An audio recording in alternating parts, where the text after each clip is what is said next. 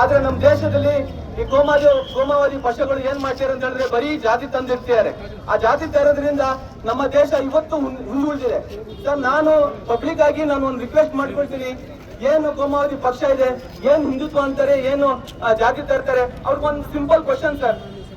ಬಹಿರಂಗವಾಗಿ ಎಲ್ಲಾ ಮುಸ್ಲಿಂ ಜನಾಂಗ ಮುಂದೆ ಹೇಳ್ತೀನಿ ಸರ್, ಏನ್ ಜಾತಿ ಮಾಡ್ತಾರೆ, ಹಿಂದುತ್ವ ಮಾಡ್ತಾರೆ. ನಿಜವಾಗ್ಲೂ ಇವ್ರಿಗೆ ಒಂದು ಕಾಳಜಿ ಹಿಂದುತ್ವ ಬಗ್ಗೆ ಇದ್ರೆ, ಪ್ರೀತಿ, ಅವ್ರ ಹಿಂದುತ್ವ ಬಗ್ಗೆ ಪ್ರೀತಿ ವಿಶ್ವಾಸ ಇದ್ರೆ ಅವ್ರಿಗೆ ಟ್ಯಾಕ್ಸ್ ಫ್ರೀ ಮಾಡ್ಲಿ, ಹಿಂದೂಸಿಗೆ, ಮುಸ್ಲಿಮ್ಸ್ ಅವ್ರಿಗೆ ಬೇಡ. ಎಜುಕೇಶನ್ ಫ್ರೀ ಮಾಡ್ಲಿ, ಪೆಟ್ರೋಲ್ ಫ್ರೀ ಮಾಡ್ಲಿ. ಆವಾಗ ನಾವು ಅರ್ಥ ಮಾಡ್ಕೊಳ್ತೀವಿ ನಿಜವಾಗ್ಲೂ ನಿಮ್ಗೆ ಹಿಂದುತ್ವ ಬಗ್ಗೆ ಕಾಳಜಿ ಇದೆ ಅಂತ ಹೇಳಿ. ಬರೀ ಸುಮ್ಮನೆ ಜಾತಿ ತರದು ಎಲೆಕ್ಷನ್ಗೋಸ್ಕರ, MLA ಆಗೋಸ್ಕರ, MP ಆಗೋಸ್ಕರ, PM ಆಗೋಸ್ಕರ, CM ಆಗೋಸ್ಕರ. ಸರ್, ನಮ್ ದೇಶ ಆತರ ನಡೀತಾ ಇದೆ.